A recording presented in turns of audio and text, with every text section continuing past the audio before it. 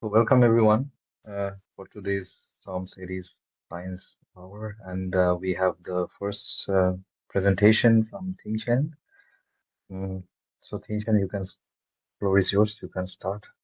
Okay, thank you. Thank you everyone for coming.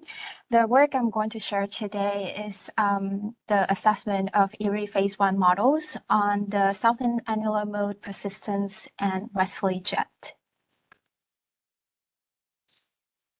Okay, so the southern annular mode, or SAM, is also referred to as the Antarctic oscillation, and it is the leading mode of natural variability that spans the entire extratropical southern hemisphere.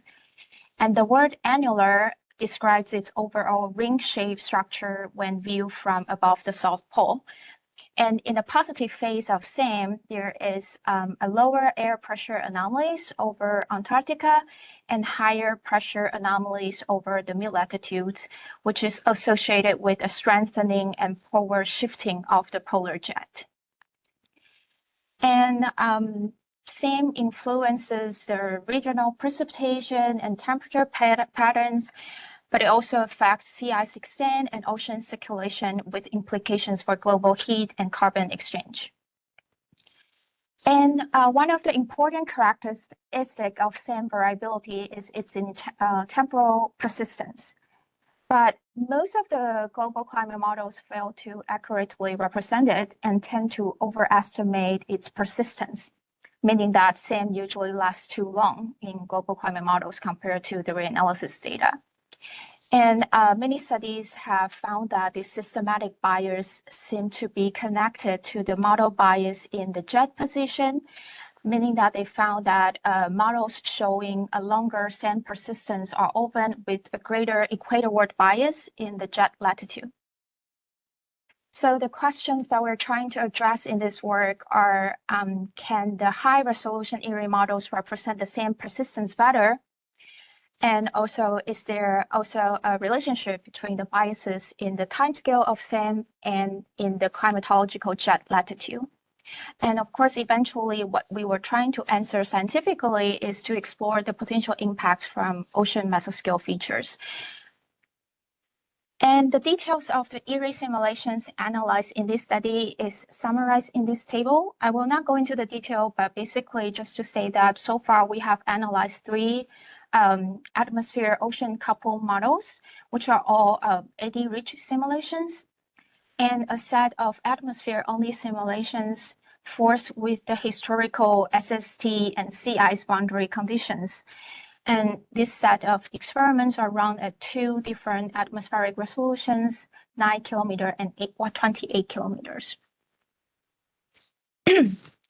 And to diagnose the SAM persistence, we basically take the daily zonal mean geopotential anomalies at the 500 hectopascal level and perform the EOF analysis.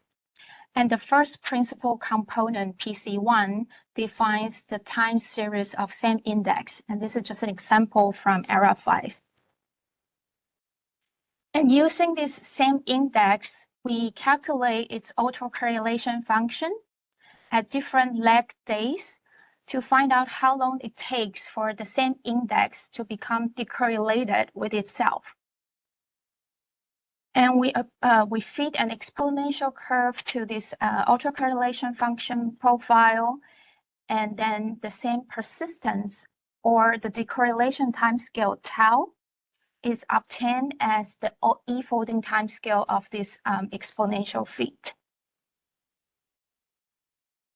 And here are the results in comparison with CIMI-6 historical simulations. On the annual mean, we can see that the EERIE couple simulations show a similar positive biases compared to the CIMI-6 models, with a tendency to overestimate too long persistence compared to the ERA 5 value. But keep in mind that these EERIE models, these EERIE simulations are not historical, but many of them are spin-up or control. And for the Austral summertime, compared to the long tail distribution of the CIMI-6 models, EERIE shows some noticeable improvement with a smaller range of tau surrounding the error 5 value. In the atmosphere-only EERIE simulations, the AMIP rounds perform even better than the ocean couple rounds, suggesting that the prescribed historical SST boundary condition may serve as a very good physical constraint on the same persistence. And we can see that the 5 members of these 28-kilometer AMIP rounds are still positively biased on both annual and summertime average, but at least one of the member can reasonably capture the values represented in ERA 5. And refining the atmospheric resolution from 28 kilometer to 9 kilometer further lowers the same decorrelation timescale, the tau. And then we revisit the relationship between the same decorrelation timescale tau and the westerly jet location. We found that, first of all, compared to the SIMI-6 distribution, which is indicated by these cross green shade markers, EERIE generally follow a similar positively sloped relationship with a smaller spread that is closer to the ERA 5 value. And specifically, this worst performing EERIE simulation is the IFS Wesson control. It shows the greatest positive bias in tau and associated with the most equatorward bias in the jet location. And overall, the AMIP rounds well capture the jet location, very close to the ERA 5 value with the bias smaller than 1 degree. But still, you can see some spread in tau of about 5 days. Sorry. And this indicates that other contributors are in play. And second, based on the green shades that indicate the model resolution of the SIMI-6 model, we can see that there's no clear relationship between the model's resolution and the model biases. In other words, the resolution is not the only or the main factor that contribute to the improvement in the westerly jet location and SAM persistence. And finally, we examined the EERIE atmosphere-only idealized experiment. By changing the SST boundary conditions, these idealized experiments allow us to investigate the response of atmosphere to the changes of sea surface feature. The observed SST is just the same as what I shown before, the AMIP rounds forced with the historical SST boundary conditions. And the no eddy simulations are performed by removing the time-varying eddies from the SST boundary condition using a low-pass filter to the SST anomaly field. And similarly, the no fronts experiments are performed by removing the stationary mesoscale feature by applying a low-pass filter to the SST climatological mean field. And these are the results from the control observed SST experiment. And compared to this, we can see that the experiments with either ocean mesoscale removed seem to slightly lower the tau in summertime in the 28-kilometer round, which suggests that the mesoscale feature helps to maintain the same persistence. However, in the 9-kilometer simulation, the no eddy simulation shows almost no impact on the same persistence. And overall, from this plot, we conclude that the same persistence seem to be more sensitive to the change of resolution than to the filtering of SST mesoscale features. But more analysis is still in progress to understand the mechanism behind. Okay, so to summarize our preliminary findings, for the representation of the same persistence or tau, EERIE models perform not bad. For the annual means, they perform as good as some of the best performing SIMI-6 model. For the summertime, actually, there is a notable improvement in reducing the positive bias. And this seemed to be connected to a better represented jet location. And the second summary is that we found that among all the EERIE models, the optimal performance is found in the AMIP simulations. And this suggests that a well-represented SST boundary condition may be critical for either jet location or SAM persistence. And there are, of course, some outlying questions. For example, we want to understand why there seems to be a minimum or no impact from the ocean mesoscale to the SAM persistence. And there's a relatively higher sensitivity to resolution.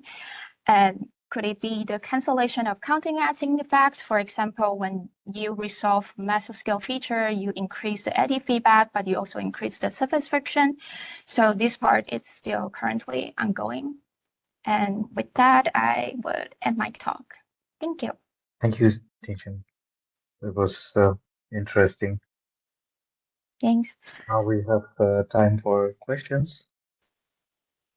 Ting-Chen? Yeah. I cannot see the people who raised the hand, so maybe just ask I the can rep. see them, but Okay. I don't see the hands.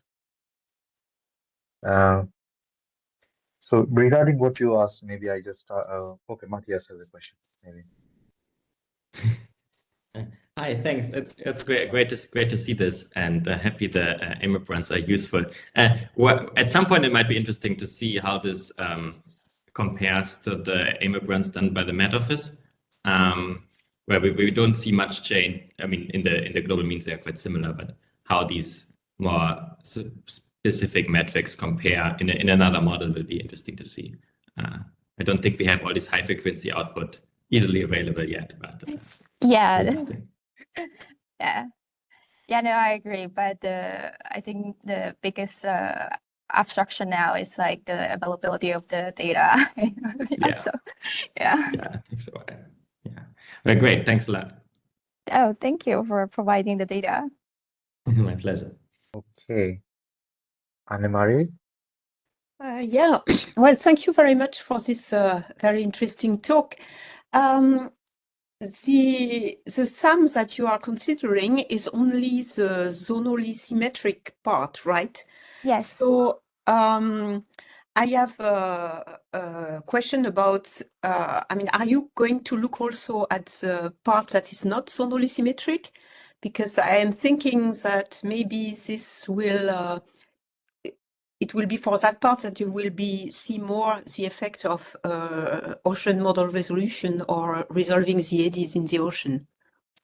Yeah, I think you're right. So far, we don't plan to look at the non-zonally symmetric part, but it is true that many models seem to suggest that in some part of the Antarctic Ocean, there's some missing feature in the global model. So meaning that in terms of zonal mean, maybe they do well, but there are some missing features in part of the ocean. So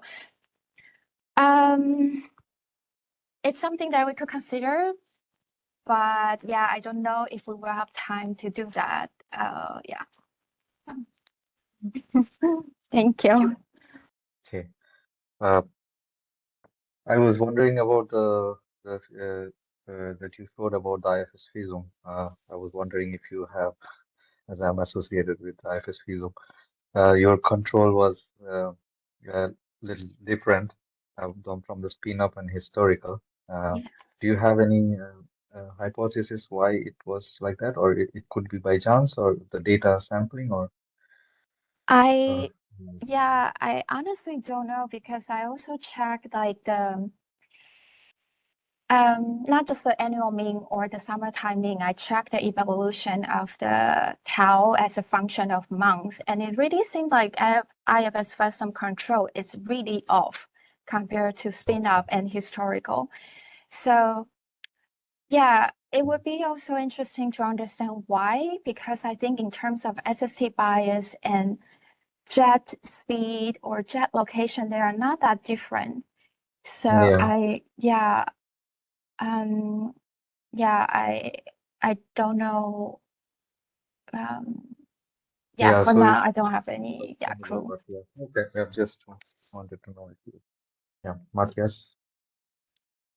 Do you see a lot of difference between different periods in the run when you look? I don't know if you looked at this, if like group it by 5 or 10 year chunks and see if there's a lot of change in the models themselves? In terms of models, I didn't do those simulation, those analysis, but in terms of reanalysis data, for example, if you analyze different period of era 5, you do see a change in the tau. If you use an earlier period of era 5, then you actually have a higher persistence of SAM. So it is sensitive to the data period. But on the other hand, era 5, I guess it's also not so trustworthy for the earlier period when there were not a lot of observational data. So it's a bit tricky because we don't really know what we should consider to be more realistic. Yeah. So I guess the fair comparison would be comparing all the historical simulation given the same period of the data. I just had a last clarification regarding the last part in the EMIPRANS when you were showing you mentioned that when you change the resolution from 28 to 9, you have like better persistence, and then you suggested that it's not the eddies but the ocean, the atmospheric resolution, which has an effect on the persistence here. The e-folding timescale. Yeah. But in the previous figure, you were not able to get a clear connection between the resolution, as you mentioned. So I was not sure the link, like the previous analysis. Can you please? Yeah, I see what you mean. So from the general assessment, there's no clear relationship between model resolution and the model bias, indicating that you have like a very fine model resolution, but it can be quite off in terms of the jet location. Or you can have a coarse model, which represent actually pretty well in terms of tau and jet. So I would be very careful because all these, the previous results are based on couple simulations. So I would be careful in separating the results based on the AMIP only and the couple rounds. And the results here are only from the AMIP simulation, which is only atmosphere, and it's only one model. So it is a bit difficult to draw a conclusion that applies to all. And I wouldn't even say that it seems like the ocean mesoscale doesn't matter. I would say it could be like there's a canceling effect. By removing the ocean mesoscale, you could actually reduce the eddy feedback, but you also reduce the friction that dissipates the same persistence. That is, I think, the hypothesis that I have right now, but I still need to prove it. Yeah. Okay. If there is no further question at the moment, I would like to thank Ting-Chen once more, and we move to the next speaker, presenter, Fraser. Yes. So are you able to see my screen okay? Okay, nice. So yeah, my name's Fraser. I'm a postdoc at MPI, and I'm going to be talking today about some work I've been doing looking at what happens to fresh water, which is input around the coast of Greenland. And in particular, I'm going to be talking about results obtained, or results obtained from the ICON Earth System model, which has been contributing to EERIE. So I'm going to start off by talking about, by really trying to convince you that you should care about fresh water around the coast of Greenland. And I'm going to do that by linking it to the Atlantic meridional overturning circulation. I'm going to outline some of the methods I've been using to investigate this. So I'm going to talk to you about the ICON model I've been using, and also introduce the freshwater transformation framework, which is the lens I've been using to analyze this problem of what happens to freshwater input around Greenland. I'll then describe some transformation pathways we see in the model before kind of summarizing at the end. So first off, why should you listen to me?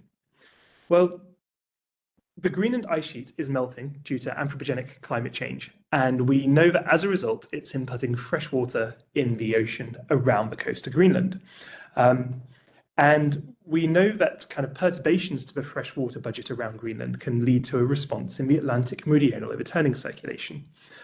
And kind of how this works is that the AMOC brings in its surface limb warm waters from the southern hemisphere to the subpolar regions.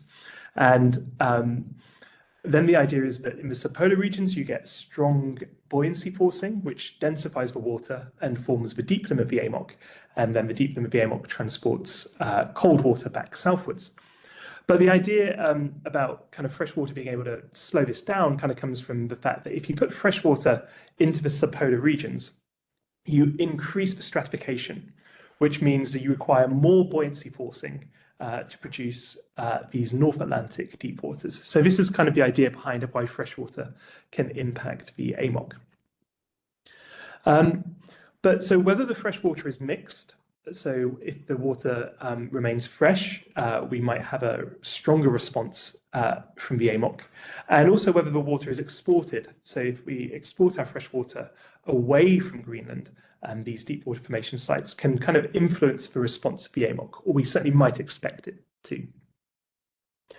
And what I want to do with this work is try and describe how the ocean responds to these freshwater inputs. So when you put freshwater into the ocean around Greenland, does it remain fresh? Or are there places where these low salinity waters, which we might add to the ocean, are there places where they're destroyed by diahaline mixing? So if we took some very salty water and mixed it with our very fresh water, we'd end up with water with an intermediate salinity. But this kind of, I guess you can think of as destroying these fresh waters. So that's the kind of question that I'm interested in.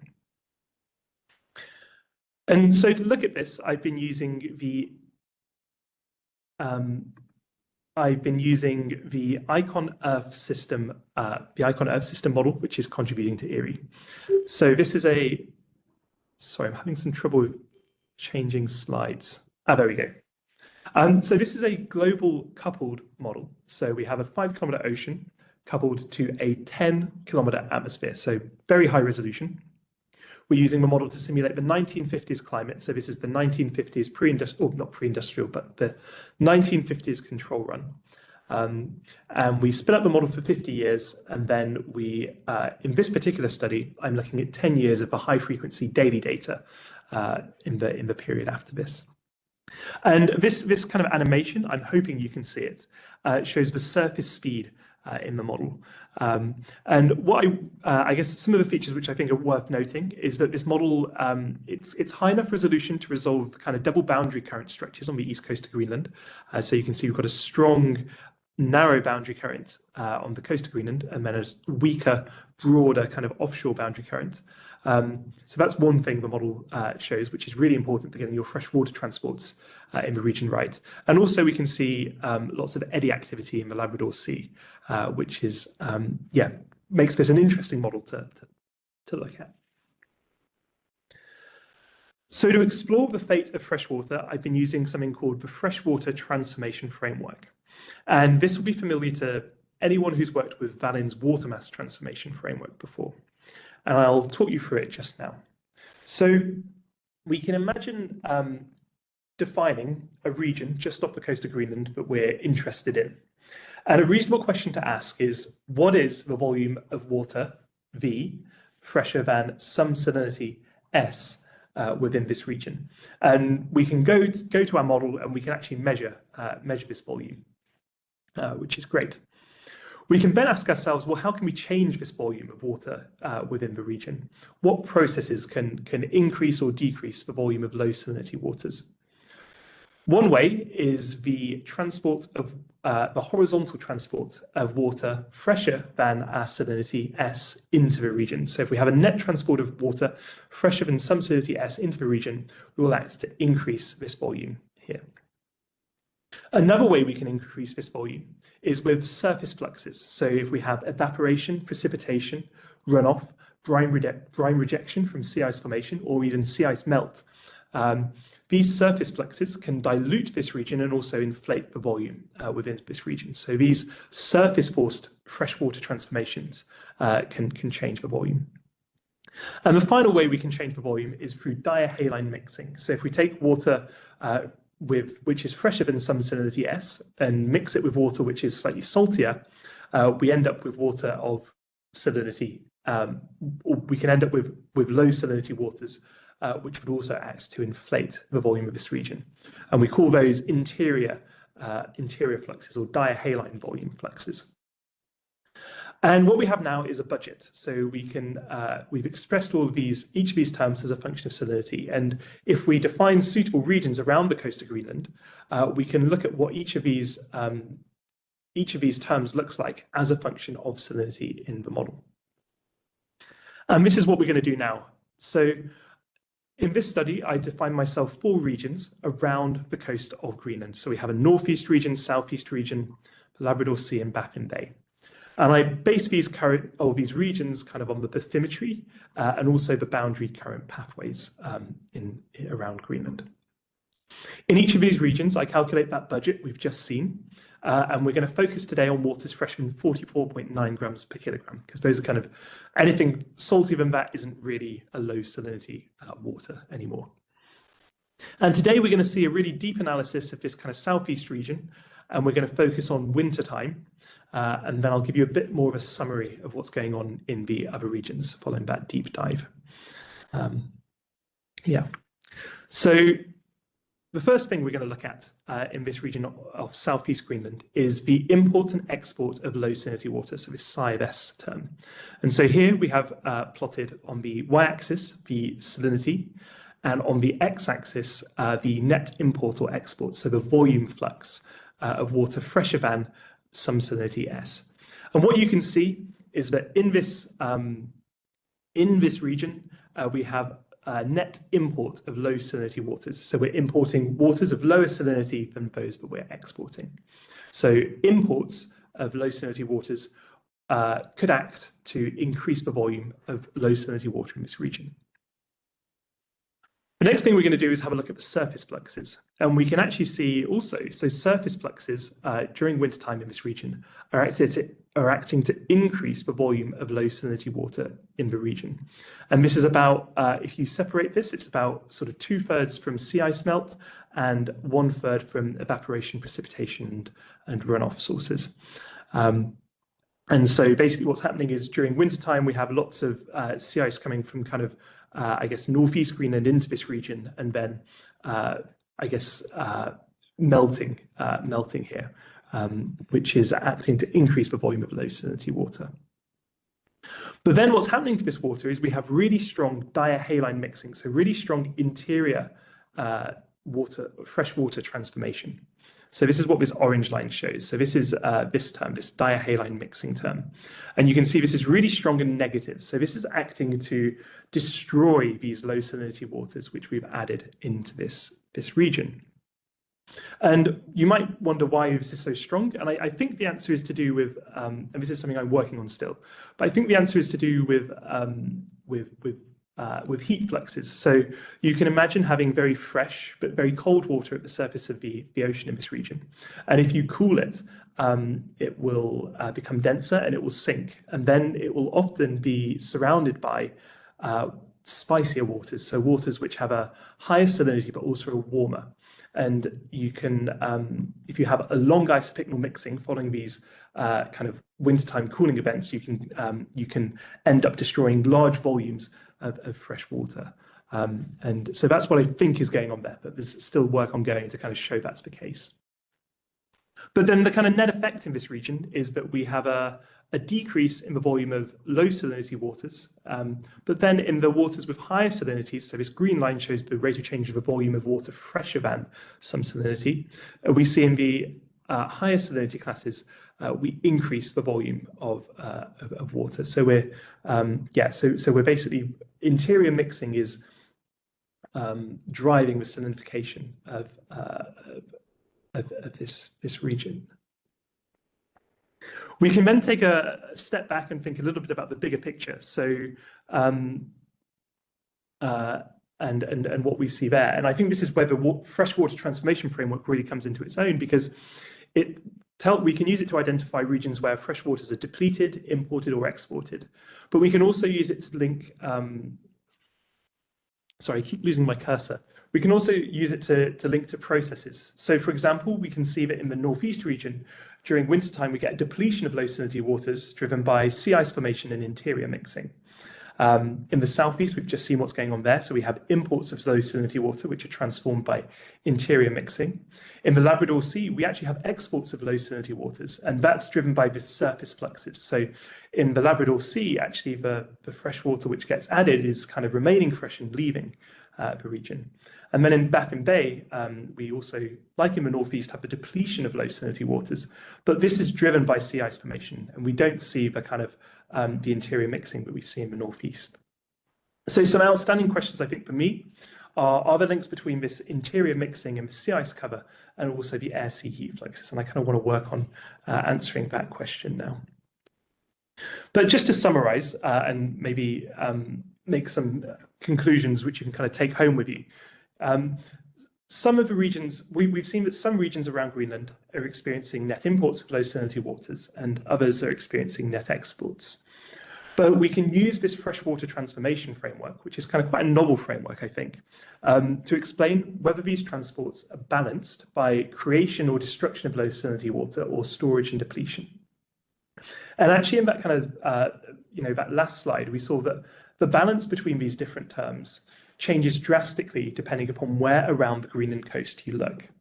And this, one of the take-home messages for me is that this sensitivity suggests that if you want to explore the response of the AMOC to things like climate change scenarios, you really do need to get those patterns of freshening right, because freshwater input in different places, sometimes it will be, it has a very different fate. It can either be destroyed or it can be exported, but it really depends upon where you are. So I'd like to finish by just saying thank you to these people. So Jinsong, Deanne, Jürgen, Helmuth, all those people at MPI who've been involved in running the model, and then Fabian, who has sort of been of great help in making this data accessible. So thank you. Oh, Steffi. Hello. It's a really nice talk, Fraser. And I'm just asking something based on what you said at the end, that it's really important that we simulate according to the location in different places, what's happening. And so just a question out of curiosity, have you looked at anything with respect to observations to say, is it in the same kind of range? Is it in the same in the relatively correct locations, what's happening? So how does the model represent that with respect to observations? Yes, so I guess I haven't really shown today anything like that. So something we know this model doesn't do, so in terms of runoff, this model doesn't have interactive ice sheets or anything. So that's probably particularly poorly represented. We've had problems with the sea ice, but on the whole, I think the sea ice, we have the fluxes look kind of reasonable. And I think sea ice actually seems to be the biggest source of fresh water in this kind of steady simulation. So I mean, we see sort of sea ice formation in this northeast and southeast region, for instance, and we see sea ice being advected kind of northwards, from the north, kind of southwards round. So that I think looks quite reasonable. So yeah, but so the runoff fluxes are definitely off. I think the sea ice fluxes are probably with that. I mean, they're not the best, but I think they're reasonable in terms of where they are. That's kind of my assessment. But sorry, I don't have any figures to be able to show today to kind of show that. But yeah. Yes, hi, great talk, of course. I was also interested in the runoff. You've sort of showed the surface contributions, but you didn't break them down into runoff and precipitation and things like that. Have you looked at this? And you said you think the runoff isn't great, but yeah, how's it even done in Annular? So in terms of I didn't show it here today for brevity, but I have made sort of this plot with kind of that surface flux split up into evaporation, precipitation, runoff, and sea ice. The runoff, the sea ice is kind of maybe 2/3, and the runoff about 1/3 of that total. And then in this particular region. And then the big problem with the runoff, so actually, okay, so I said the runoff's not great. So if you average over a year, the runoff is reasonable in terms of the total amount of runoff, but then it just lacks the seasonality. So it's basically, it varies a little bit throughout the year, but it doesn't have that kind of, if you look at what the runoff should actually be doing, it's kind of, I guess you get a huge summertime spike and then it goes right back down again to almost zero. So it's basically just distributed evenly throughout the year. The reason for that is that the icon model, so we have a steady ice sheet. So basically everything on all the rain over land gets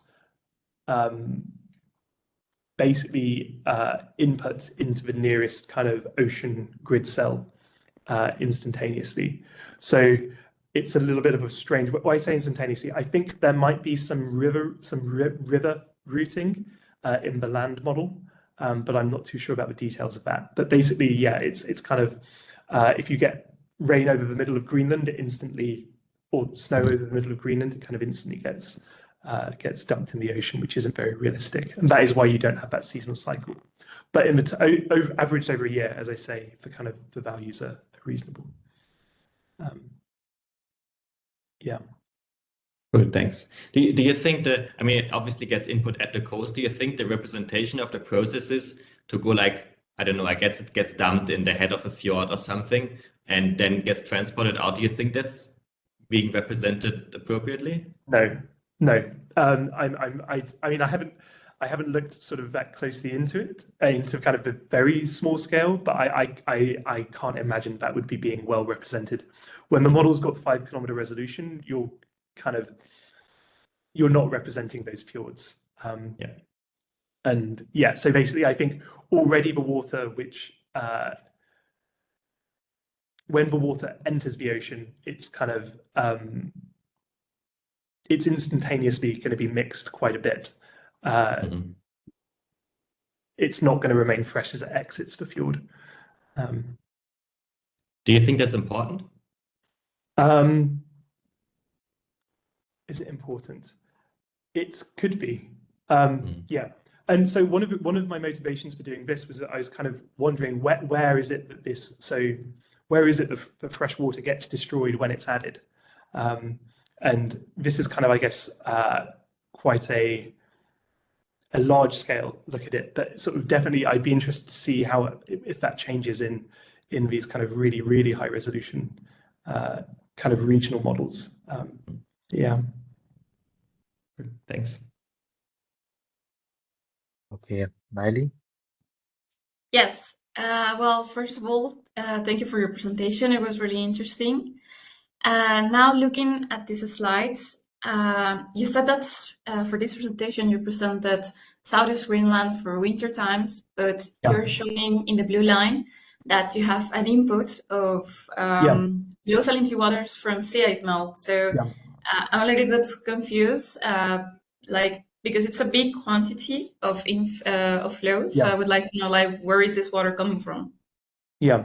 So I guess in the model, it seems as though a lot of the sea ice is kind of certainly around so you get, sorry, my mouse keeps disappearing. I think you kind of get formation, also we don't have much sea ice very far south in the model. So we have a lot of sea ice kind of melting. And I guess we've also getting advection from kind of across David Strait is bringing in some sea ice. But yeah, it's not originally what I'd expected to have seen. I kind of agree with you, and I think this is something I need to get my head around a bit more. But it's But I think it's kind of maybe to keep a steady state. This region, we just have more sea ice kind of melt. We have lots of sea ice melt, or we have more sea ice melting than is being formed, and that's because of we're getting a lot of advection from across Davis Strait. Okay, thank you. Now, Anna-Marie? Yes, well, thank you, Fraser, for this presentation. I had a question about the seasonal cycle as a whole, because here you show just one season. Yeah. So in that season, you say that the water, you are losing low salinity water, Yeah. but gaining high salinity water. Yeah. And I wonder whether you have checked whether this is consistent with the seasonal cycle of the East Greenland current or the seasonal cycle of Denmark's lake overflow or whatever. I mean, is it, were you expecting that you would get an increase in the amount of low salinity water in that season? And I suppose then it's exactly balanced by something happening in the other seasons, because you must be in a steady state, right, in this control simulation. Yes. So if you look at kind of, it depends on which region you look at, but kind of, it's typically balanced. What's going on in winter would be balanced or across the other seasons. And then, what do you mean in terms of, sorry, the seasonality of the East Greenland current and the Denmark Strait? Is this seasonality in terms of the freshness of those currents? Or? Yeah. Well, I guess, so it seems as though during summertime, that's when you tend to be getting the fresher water coming from the Arctic coming in, and you do kind of you do kind of see that, I think, in the if you look at the budgets during summertime. But yeah, I haven't really. I don't have those slides with me today to be able to talk about that in much more detail. I mean, I think it would be interesting because the region, your Southeast Greenland region, is very big. Yes. And you have a very huge amount of interior water versus shelf water. Yeah. So I suppose the low salinity water is mostly sitting on the shelf. Yes. And so it's probably a small volume overall, and it should be really following the seasonal cycle of the currents, I suppose, and it could be easy enough to interpret and to verify that it kind of looks okay. Yeah. Unless there are some surprises, like some low salinity water finding itself in the interior. I don't know, but overall, so it should be on the shelf, and so it should be easy to track with respect to the seasonal cycle of the currents. Yeah. So when you look at the, if you look at the kind of cross-section fluxes, so here I've kind of lumped everything into a net import or export in terms of these lateral transports, but you basically see virtually nothing across these kind of offshore sections. And I think that is because you see virtually nothing in the freshwater classes. And I think that is because, all the fresh water is on the shelf, as you say. I think in terms of the definition of the region, it matters less that it incorporates lots of interior water, because that will just be kind of, that gets lumped in the kind of water in these more saline waters, kind of which are, you could extend this y-axis all the way down to kind of 35, 36 PSU. And that's where you see all the kind of the interior water. And I've kind of just focused on the freshest waters, which, tend to be over the shelf. But I guess I chose these kind of big regions to try and make sure that you don't want to try and capture all the low salinity water, or as much of the low salinity water, which I think is interesting as we can, and to avoid the boundary currents weaving in and out. Further, just to ask you about EERIE, with the EERIE perspective, do you also have some ideas or interest to look into it in the low resolution to understand if there is a role of ocean eddies or when we go to this kind of resolution, if there is a change or if there is a motivation from that certain features that you show here was not possible to capture in the previous resolutions or the low resolution. Yeah, if you can. So one of the things I've done is try to kind of split up this this lateral transport term into an eddying and a non-eddying, term. I have had, I guess, something I've seen is that the term is typically very low, the eddying term, with the exception of a few regions, such as, for instance, leaving the Labrador Sea. But then, I guess at the same time, this isn't necessarily hugely. I think this isn't necessarily discovering new knowledge. I think we kind of already knew that eddies are important in this region in transporting freshwater. I guess the advantage of this framework is that we can distinguish low salinity water from freshwater. So freshwater, a freshwater export could just as equally come from exporting freshwater or importing saltwater. So that's something this method has as an advantage, I guess. So, but I don't think we've necessarily learned. I don't think I've learned anything new per se from kind of splitting this up into an eddying and a non-eddying term. And then would it be interesting to? It could be interesting to compare to a non-eddying control run. I don't have right now. I don't think I've got a plan to. But yeah, I'd be intrigued as to what's different. In particular, I suspect, for instance, you might see changes in the interior mixing, kind of due to different representation of the boundary currents, sort of in the region. But yeah. In that light, also, do you think you can you would like to do this comparison with other models?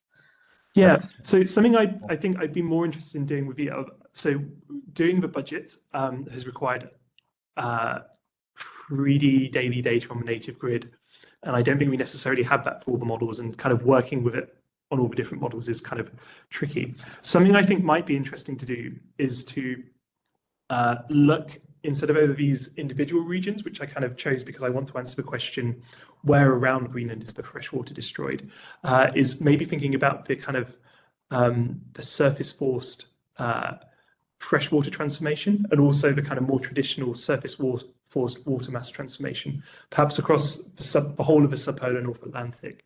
I think maybe that could be an interesting kind of model into comparison study. But I think kind of doing it for these regions in all the different EERIE models, I'm not sure that'd be the most interesting thing to do. Yep. Thanks for sharing your thoughts on this. If there is no further questions, I would like to thank Fraser for this interesting talk. And on that note, we are finished with this Storms and Eddy Science Hour today. We will reconvene again next year in February. So I wish you all happy holidays and hope to see you next year.